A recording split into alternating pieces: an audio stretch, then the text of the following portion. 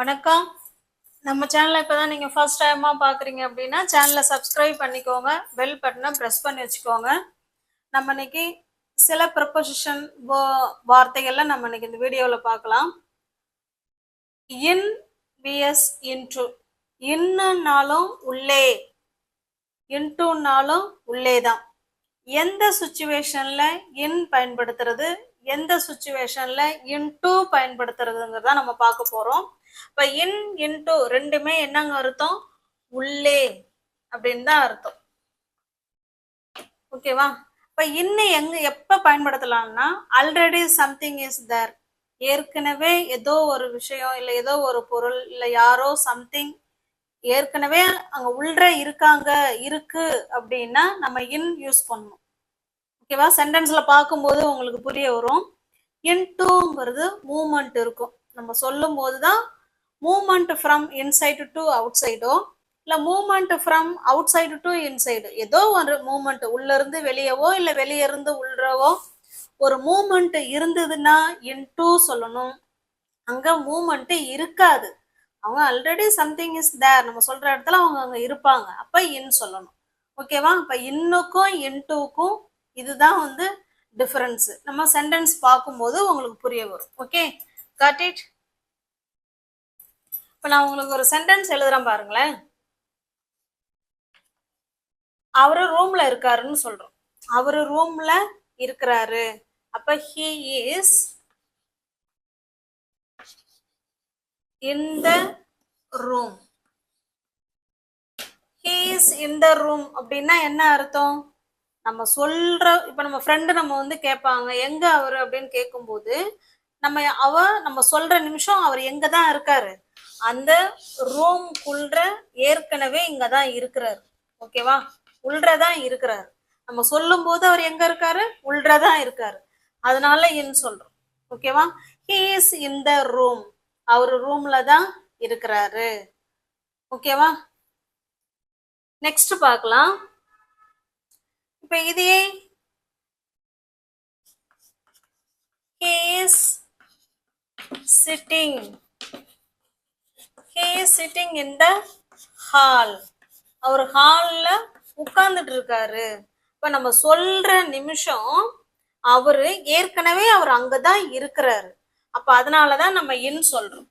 Okay, got it. இப்ப இன்டுக்கு உங்களுக்கு ஒரு சென்டென்ஸ் சொல்லும் போது புரியும். இன் அப்படின்னா ஆல்ரெடி சம்திங் இஸ் தேர், ஏற்கனவே ஒண்ணு அங்க உள்ள இருக்கும் பொழுது நம்ம இன் யூஸ் பண்ணுவோம். ஓகே, இப்ப இன்னொரு சென்டென்ஸ் பார்க்கலாம். இப்ப பாருங்க, திரும்பவும் நம்ம ரீகால் பண்ணிக்கலாம். இன் இன்டு ரெண்டுமே உள்ள அப்படின்னு தான் அர்த்தம். இன்னுன்னா அங்க மூமெண்ட் இருக்காது, இன்டுன்னா மூமெண்ட் இருக்கும், அவ்வளவுதான். ஓகேவா? இதை மட்டும் நீங்க கான்செப்டை புரிஞ்சுக்கிட்டீங்கன்னா உங்களுக்கு இன் போடணுமா இன்டு போடணுமான்னு தெரிய வரும். இப்ப இன்னுக்கு மட்டும் எழுதியிருக்கேன் பாருங்க. he works in a bank, அவர் ஒரு பேங்க்ல வேலை செய்யறாரு. அந்த பேங்க்குங்கிறது அங்க எதுவுமே மூமெண்ட் கிடையாது, அவங்க அது உள்ளதான் அவங்க வேலை செய்யறாங்க. ஓகேவா? he works in a bank. the keys are in the drawer, டிராயர்ல தான் அந்த கேஸ் இருக்கு. இங்க ஏதாவது மூமெண்ட் இருக்கா? No moment. They are in the playground, அவங்க எல்லாம் பிளே கிரவுண்ட்ல இருக்காங்க அப்படின்னு சொல்றோம். ஓகே, இதுல ஏதாவது மூமெண்ட் இருக்குங்களா பாருங்களேன்? இல்ல, ஏன்னா நம்ம சொல்லும் பொழுது எல்லாமே அவங்க அங்கதான் ஆல்ரெடி சம்திங் இஸ் தேர், அவங்க அங்கதான் அங்க இருக்காங்க. ஓகே, அப்ப இந்த மாதிரி சுச்சுவேஷன்ல தான் நம்ம இன் பயன்படுத்தணும். இன்டு எங்க பயன்படுத்தணுங்கிறத இப்ப சொல்றேன். இப்ப இங்க பாருங்க, இந்த கேட் ஜம்ப்டு, கேட் குதிச்சுதுன்னு சொல்றோம். இங்க மூமெண்ட் இருக்குதானே ஒரு இடத்துல இருந்து. இப்ப பாருங்களேன், இதுதான் கேட், எப்படி வருதுன்னு தெரியலையே, சாரி. இது கேட்டு. கேட்டு ஒரு இடத்துல இருந்து இன்னொரு இடத்துக்கு என்ன செய்யுதுங்க, ஜம்ப் பண்ணுது. அப்போ ஒரு இடத்துல இருந்து இன்னொரு இடத்துக்கு போகிறது மூமெண்ட் தானே. இப்போ மூமெண்ட்டை சொல்லும் போது நம்ம இன்டு தான் சொல்லணும். த gate jumped into the room, அந்த பூனை ரூமுக்குள்ள குதிச்சுது அப்படின்னு சொல்றோம். அப்ப இந்த இடத்துல நம்ம இன்டு தான் யூஸ் பண்ணணும், இங்க மூமெண்ட் இருக்கு. ஓகேவா? இதையே கேட்ட வச்சு the cat is in the ரூமோ இல்ல இந்த கிச்சனோ, ரூம் வச்சுக்கலாம். the cat is in the room. ஓகேவா? அப்ப அதுல இருக்கிற சுச்சுவேஷனை பொறுத்து தான் நம்ம இன்டு சொல்லணுமா இல்ல இன் சொல்லணுமாங்கிறத நம்ம முடிவு பண்ணணும். the cat jumped into the roomனா ரூம்குள்ள குதிச்சுது. இது மூமெண்ட் இருக்குங்கிறதுனால நம்ம இன்டு சொல்றோம். the cat is in the room, இங்க ஏதாவது மூமெண்ட் இருக்கா? இல்ல. அந்த கேட் வந்து எங்க இருக்குன்னு சொல்றோம்? ரூமுக்குள்ள இருக்குன்னு சொல்றோம். ஓகே, அதான் இன்னு. இப்ப இன்டுக்கும் இன்னுக்கும் வித்தியாசம் புரிஞ்சிருக்கும்னு நினைக்கிறேன். ரெண்டுமே உள்ளே அப்படிங்கிற அர்த்தம் தான். அப்ப இன்னுன்னா ஏற்கனவே அங்க இருந்தது அப்படின்னா அது இன்னு. இன்டு அப்படின்னா மூமெண்ட் இருந்தா into. Okay, got it. Shall we go to the next proposition? இப்ப நெக்ஸ்ட் பாருங்க, over VS above. Over above ரெண்டுமே மேல அப்படின்னு தான் சொல்லுவோம். ஓவர்னாலும் மேல, அபவ்னாலும் மேலன்னு தான் சொல்லுவோம். இப்போ ஓவருக்கு பார்த்தீங்கன்னா மூவிங். இப்போ எப்படி நம்ம இன்டுக்கு மூவிங் இருக்கும், இன்னுக்கு மூவிங் இருக்காதுன்னு சொன்னோம் இல்லைங்களா? அதே மாதிரி தான் ஓவருக்கு மூவிங் இருக்கும். ஒரு இடத்துல இருந்து இன்னொரு இடத்துக்கு மூவிங் இருக்கும், ஆனா டச்சிங் இருக்காது. No touch. ஓகே, அந்த மூவ் பண்ற ஆப்ஜெக்ட் எந்த வகையிலும் எது கூடயும் டச் ஆகாது. அப்படி இருக்கும்போது, அதாவது மூவிங்ல இருக்கணும், எதோடையும் டச் ஆகக்கூடாது. அப்படின்னா அது ஓவர். அபவ் அப்படின்னாலும் மேலே அப்படின்னு தான் அர்த்தம். ஆனா இங்க டச்ல இருக்கும், ஆனா இங்க மூவ்மெண்ட் இருக்காது. ஓகே, காட்டி. இப்போ உங்களுக்கு சென்டென்ஸ் பார்க்கும்போது உங்களுக்கு புரிய வரும். இதெல்லாம் நீங்க நோட் பண்ணி வச்சுக்கணும். நோட் போட்டு நோட் பண்ணி வச்சுக்கோங்க. ஓகே, இப்ப பாருங்க, இது உங்களுக்கு நல்லா புரிய வரும். நான் இதை வந்து எரேஸ் பண்ணாமலே அதுலயே எக்ஸாம்பிள் கொடுத்துருக்கேன். அப்பதான் உங்களுக்கு நல்லா வந்து அண்டர்ஸ்டாண்ட் ஆகும். பாருங்களேன், ஓவர் அப்படின்னா மேலே அப்படின்னு தான் அர்த்தம். மூவிங் இருக்கும், ஆனா எது கூடயும் டச் ஆகாது. அபவ் அப்படின்னாலும் மேலே அப்படின்னு தான் அர்த்தம். ஆனா இங்க வந்து நம்ம சொல்ற ஆப்ஜெக்ட் ஏதோ ஒரு பொருள் டச்ல இருக்கும், ஆனா மூவ்மெண்ட்ல இருக்காது. ஓகே, இப்ப எக்ஸாம்பிள் பாருங்களேன். The birds fly over the tree. நம்ம என்ன சொல்றோம்? அந்த பறவைகள் வந்து மரத்துக்கு மேல பறந்தது, பறக்கிறது அப்படின்னு சொல்றோம். பிரசன்ட்ல சொல்றோம், பறக்குது அப்படின்னு சொல்றோம். ஓகே, இப்போ இதே வந்து பாஸ்ட் டென்ஸ் சொன்னா ஃப்ளீவ்னு சொல்ல போறோம். அவ்வளவுதான். அது நமக்கு தேவையில்ல. எங்க ஓவர் சொல்லணும், எங்க அபவ் சொல்லணும், அதுதான் பார்க்க போறோம். the birds fly over the tree அப்படின்னா பறவைகள் வந்து மரத்துக்கு மேல பறக்குது. இப்ப நம்ம ஒரு மரத்தடியில நிக்கிறோம், மேல பாக்குறோம்னா அப்ப இதை சொல்லலாம், the birds fly over the tree. இப்ப இந்த இடத்துல பாருங்களேன், the birds வந்து இது ஒரு நவுனு, ட்ரீ ஒரு நவுனு. இவங்க ரெண்டு பேரும் ஏதாவது டச் ஆகுறாங்களா? இல்ல. மேல பறக்குறாங்க அப்படின்னு தான் சொல்றோம். அப்ப மூவ்மெண்ட் இருக்கு, அதே போல டச்சிங்லயும் இல்லை. Okay, the birds fly over the tree.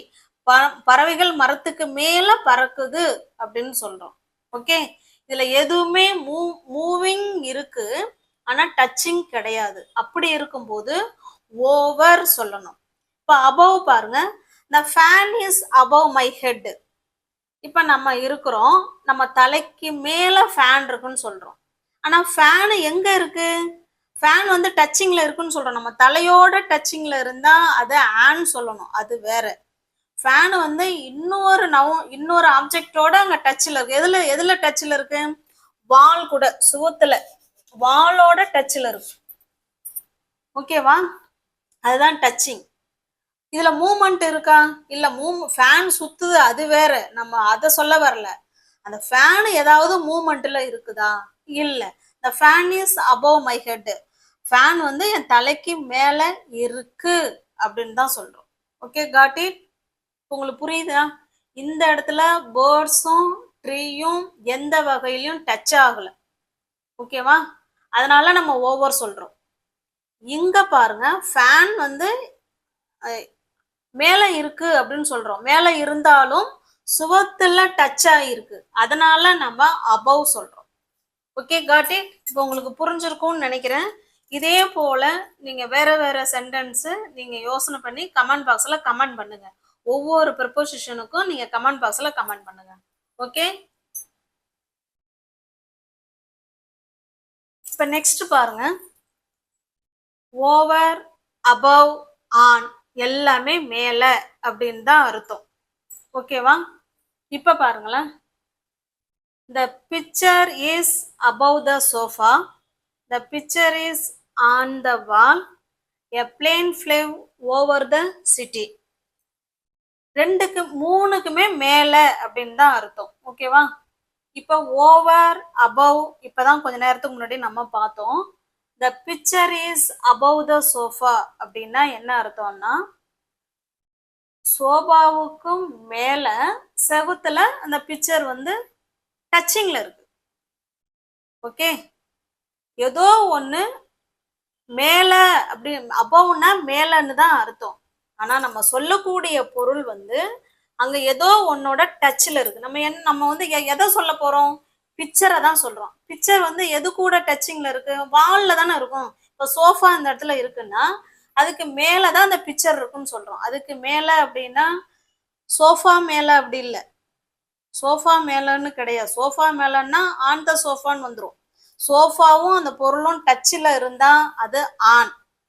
ஆனா இந்த இடத்துல சோஃபா, இப்ப இதுதான் சோஃபா அப்படின்னா பாருங்களேன், இதுதான் சோஃபா அப்படின்னா சோஃபாவுக்கு மேல அந்த வால்ல படம் தொங்குது இருக்கு அப்படின்னு சொல்றோம். இப்ப இந்த சோஃபாவும் இந்த பிக்சரும் டச்சிங்ல இருக்கா? நோ. ஓகே, புரியுதுங்களா? இப்ப இவங்க ரெண்டு பேரும் டச்சிங்ல கிடையாது. ஆனா இவங்க எங்க டச்சிங்ல இருக்காங்க? வால்ல டச்சிங்ல இருக்காங்க. அது வேற. நம்ம சொல்லக்கூடிய ரெண்டு பொருளும் டச்சிங் கிடையாது. அப்படி இருக்கும்போது தான் நம்ம அபவ் யூஸ் பண்ணணும். the picture is above the sofa. Okay, இப்ப இதே சென்டென்ஸ பிக்சர் வந்து சோபா மேல இருக்கு அப்படின்னா picture is on the sofa இப்படி சொல்லிடலாம். இப்ப இது என்ன விளக்கம் அப்படின்னா, இப்ப இதுதான் சோஃபா அப்படின்னா சோஃபா மேலேயே இந்த பிக்சர் இருக்கு. ஓகேவா? இது ரெண்டும் டச்சிங்ல இருக்கு பாருங்க. அப்ப நம்ம சொல்லக்கூடிய திங்ஸ் வந்து டச்சிங்ல இருக்கு அப்படின்னா ஆன் சொல்லுங்க, டச்சிங்ல இல்ல அப்படின்னா அபவ் சொல்லுங்க. ஓகே, காட்டி. the picture is above the sofa, the picture is on the sofa. நம்ம சொல்ற கான்டெக்ஸ்ட பொறுத்து தான் அபவ் வருமா இல்ல ஆன் வருமா அப்படிங்கறத நம்ம முடிவு பண்ணிக்கணும். அடுத்ததா பாருங்க, ஓவர். ஓவர்னா நமக்கு நல்லாவே தெரியும், இது எதுவுமே டச்சிங்ல இருக்காது. ஒரு இடத்துல இருந்து இன்னொரு இடத்துக்கு மூவ்மெண்ட் இருக்கும், அவ்வளவுதான். a plane flew over the city. அந்த சிட்டிக்கு மேல ஏரோப்ளேன் வந்து பறந்தது அப்படின்னு சொல்றோம். Okay, got it? இப்போ உங்களுக்கு புரிய வருதுங்களா? ஆன் அப்படின்னா நம்ம சொல்ற பிக்சரும் சோஃபாவும் ஒண்ணு மேல ஒண்ணு டச்சிங்ல இருக்கும். ஒன்னோட ஒண்ணு டச்சிங்ல இருந்தா அது ஆன். இந்த பிக்சரோ சோஃபாவோ ஏதோ ஒண்ணு வேற ஒன்னோட டச்சிங்ல இருக்கும். இந்த பிக்சர் வந்து எதுல வந்து டச்சிங்ல இருக்கு? வால் கூட டச்சிங்ல இருக்கு. அப்ப அந்த இடத்துல அபவ் சொல்றோம். சோஃபாவுக்கு மேல அந்த பிக்சர் இருக்கு அப்படின்னா என்ன அர்த்தம்? வால்ல சுவர் இருக்கு, வால்ல இருக்கு அப்படின்னு அர்த்தம். இப்படி சொன்னாங்கன்னா அந்த சோஃபா மேலேயே இருக்கு அந்த பிக்சரு அப்படின்னு அர்த்தம். Okay, got it? உங்களுக்கு புரிஞ்சிருக்கும்னு நினைக்கிறேன். நெக்ஸ்ட், இப்ப நெக்ஸ்ட் செட் ஆஃப் பாருங்க, ஆன் விஎஸ் அப்பான். ஆன்னா மேல, மீது அப்படின்னு தான் அர்த்தம். அது போல அப்பான்னாலும் மேல, மீது அப்படின்னு தான் அர்த்தம். இது ரெண்டுக்கும் எந்த சுச்சுவேஷன்ல பயன்படுத்தலாம், எப்படி பயன்படுத்தலாம்னு பாருங்க. the book is on the table. இப்பதான் கொஞ்ச நேரத்துக்கு முன்னாடி பார்த்தோம். ஆன்னா நம்ம சொல்ற ரெண்டு பொருள், எந்த ரெண்டு பொருளை சொல்றோம்? புக்கை சொல்றோம், டேபிள் சொல்றோம். இது ரெண்டுமே டச்சிங்ல இருந்தா நம்ம ஆன் தான் சொல்லணும். அதனாலதான் இந்த இடத்துல நம்ம ஆன் சொல்லியிருக்கோம். the book is on the table. இது டேபிள் மாதிரி கற்பனை பண்ணிக்கோங்க, போர்டு மாதிரி இருக்கா? இந்த டேபிள் மேல இந்த புக் இருக்குன்னு சொல்றோம். அப்ப டேபிளும் புக்கும் டச்சிங்ல இருக்கு, அதனால நம்ம ஆன் சொல்றோம். Okay, got it? அடுத்த சென்டென்ஸ் பாருங்க, the success depends upon your effort. இந்த இடத்துல அப்பான்னு கொடுத்துருக்கோம். இது நம்ம வான்ங்கிறத நம்ம கண்ணால பார்க்க முடியும், டச்சிங்ல இருக்கிறத நம்மளால கண்ணால பார்க்க முடியும். அப்பானுங்கிறது நம்மளால பார்க்க முடியாது, ஒன்லி ஃபீல் பண்ணலாம், கற்பனையில சொல்லலாம். உன்னுடைய உன்னுடைய வெற்றி வந்து உன்னுடைய எஃபோர்ட்டை பொறுத்து தான் இருக்கு. எஃபோர்ட் மீது தான் உன்னுடைய வெற்றி இருக்கு. அதை பொறுத்து தான் இருக்கு அப்படின்னு சொல்றோம். இதை நம்ம கண்ணால பார்க்க முடியுமா? நோ, பார்க்க முடியாது. ஒன்லி நம்ம ஃபீல் பண்ணலாம், கற்பனை பண்ணலாம். அப்பதான் நம்ம அப்பான்னு சொல்றோம். Okay, the success depends upon your effort. Okay, got it. இப்போ ஆன்னா ரெண்டு பொருளும் டச்சிங்ல இருக்கும். அதோட நம்ம கண்ணால பார்க்க முடியும். இது வந்து நம்ம கண்ணால பார்க்க முடியாது. ஒன்லி ஃபீல் மட்டும் பண்ணலாம், இமேஜின் பண்ணி பார்க்கலாம். ஓகே, அப்பான்ங்கிறது. இப்போ உங்களுக்கான எக்ஸசைஸ் எந்த அளவுக்கு புரிஞ்சிருக்கீங்க அப்படிங்கிறத நம்ம பார்க்கலாம். பாருங்க, இப்போ நம்ம படிச்சதை வச்சு நம்ம எக்ஸசைஸ் கொடுத்துருக்குறோம். நீங்க வீடியோவை பாஸ் பண்ணிட்டு ஆன்சர் வந்து டைப் பண்ணிடுங்க. உங்களுடைய ஆன்சரும் இந்த ஆன்சரும் கரெக்டா இருக்கான்னு செக் பண்ணிக்கோங்க. The dog jumped dash the river. Answer என்ன? டாக் வந்து குதிச்சுது. எதுக்குள்ள குதிச்சுது? ரிவருக்குள்ள. ரிவரோ பாண்டோ இல்ல லேக்கோ என்ன வேணாலும் வச்சுக்கோங்க. உள்ள குதிச்சுது அப்படின்னு சொல்ல வரும். இப்ப உள்ளங்கிறதுக்கு இன்னும் சொல்றோம், இன்டூவும் சொல்றோம். இப்ப இந்த இடத்துல இன் வருமா, இன்டூ வருமா? Very good. கரெக்டான ஆன்சர் இன்டூ. ஏன்னா மூமெண்ட் இருக்கு இந்த இடத்துல. அந்த டாக் வந்து ஒரு இடத்துல இருந்து இன்னொரு இடத்துக்கு போய் குதிச்சிருக்கு அப்படின்னு சொல்றோம். மூமெண்ட் இருந்தா இன்டூ சொல்லணும். ஓகே, காட்டி. இது கரெக்ட். நெக்ஸ்ட் பாருங்க. The birds fly dash the clouds. என்ன சொல்றோம்? அந்த மேகங்களை தாண்டி பறவை பறக்குது அப்படின்னு சொல்றோம். அப்ப மேல, above, over ரெண்டுமே மேல அப்படின்னு தான் அர்த்தம். இப்ப இந்த இடத்துல above வருமா, ஓவர் வருமா? above அப்படின்னா நம்ம சொல்லக்கூடிய ரெண்டு பொருள் எது? பேர்ட்ஸும் கிளவுட்ஸும். இது ரெண்டுல ஏதோ ஒண்ணு வேற ஒன்னோட டச்சிங்ல இருந்தா அது அபவ். ரெண்டுமே டச்சிங்ல கிடையாது அப்படின்னா ஓவர். இப்போ பேர்ட்ஸும் கிளவுட்ஸும் ஏதாவது டச்சிங்ல இருக்கா? நோ. அப்போ ஓவர் த கிளவுட்ஸ். இதுதான் கரெக்டான ஆன்சர். Okay, next. அடுத்து நெக்ஸ்ட் பாருங்க. They are dash the hall. She is going dash the room. இதுக்கு இன் வருமா, இன்டூ வருமா? இன் வருமா, இன்டூ வருமா? பாருங்க. They are dash the hall. அவங்க எல்லாம் ஹால்ல இருக்காங்க அப்படின்னு சொல்றோம். இப்ப இன்னா இன்டூவா? நல்லா யோசனை பண்ணுங்க. இன் அப்படின்னா ஏற்கனவே அங்க இருக்காங்க, அங்க எந்த ஒரு மூவ்மெண்ட்டும் கிடையாது. அப்ப அவங்க அங்க இருக்காங்கன்னு சொல்றோம். அப்ப இன்னு தான் correct answer. They are in the hall. அவங்க எல்லாம் ஹால்ல இருக்காங்கன்னு சொல்றோம். இங்க பாருங்க. She is going. அவ போய் அவ போயிட்டு இருக்கா. அப்ப மூமெண்ட் இருக்கு இல்லைங்களா? அப்ப இருந்ததுன்னா into. She is going into the room. அவங்க ரூமுக்கு போய்கிட்டு இருக்காங்க அப்படின்னு சொல்றோம். இது மூமெண்ட் இல்ல அப்படின்னா இன் சொல்லுங்க, மூமெண்ட் இருந்தா இன்டூ சொல்லுங்க. Okay, got it. Shall we go to the next exercise? அடுத்து பாருங்க. ஆன் அப்பான் ரெண்டுமே மேல மீது அப்படின்னு தான் அர்த்தம். எந்த இடத்துல ஆன், எந்த இடத்துல அப்பான் வரும்னு பார்க்கலாம். இப்பதான் நம்ம இதெல்லாம் பார்த்துட்டு தான் எக்ஸசைஸ் பார்த்துட்டு இருக்கோம். ஆன் அப்படின்னா ரெண்டு பொருளுமே, நம்ம சொல்லக்கூடிய ரெண்டு பொருளுமே டச்சிங்ல இருந்தா ஆன். அப்பானுங்கிறது டச்சிங்லாம் இருக்காது. இது நம்ம கண்ணால பார்க்க முடியும். டச்சிங்ல இருக்கிறத பார்க்க முடியும். அப்பான்னா நம்ம ஒன்லி இமேஜின் பண்ணி பார்க்கலாம். ஓகேவா? இப்ப பாருங்க. The cat is dash the pillow. Cat வந்து பில்லோ மேல இருக்கு அப்படின்னு சொல்றோம். அப்ப ஆன் வருமா, அப்பான் வருமா? அந்த பூனை கேட்டு மேல இருக்கிறத நம்ம பார்க்கிறோம், பார்த்துட்டு தான் சொல்றோம். ஓகே, அப்ப on. The cat is on the pillow. Next பாருங்க. She put her hand. அவளோட ஹேண்ட மை ஷோல்டர், என் ஷோல்டர் மேல வச்சிருக்கிறா அப்படின்னு சொல்றோம். இப்ப இங்கேயும் டச்சிங்ல இருக்கு இல்லைங்களா? அப்ப ஆன். ஆன் மை ஷோல்டர், என் ஷோல்டர் மேல அவளுடைய கைய அவ வச்சிருக்கா அப்படின்னு சொல்றோம். Okay, got it. அப்ப ரெண்டுமே ஆன் தான் ஆன்சர். நெக்ஸ்ட். அடுத்தது பாருங்க. த clock is dash my head. Clock வந்து என் தலைக்கு மேல இருக்குன்னு சொல்றோம். அபவ்னாலும் மேலதான், ஆன்னாலும் மேலே மீது அப்படின்னு தான் அர்த்தம். The clock is dash the wall. மேல இருக்கு. வால் மேல இருக்குன்னு சொல்றோம். இப்ப பாருங்க, இதுக்கு above வருமா on வருமா? அது போல இந்த சென்டென்ஸுக்கும் above வருமா on வருமா? the clock is dash my head. என் தலைக்கு மேல கிளாக் இருக்கு அப்படின்னு சொல்றோம். ஓகே, அப்ப தலைக்கு மேலன்னா சுவத்துல இருக்கு அப்படின்னு சொல்றோம். இந்த இடத்துல above.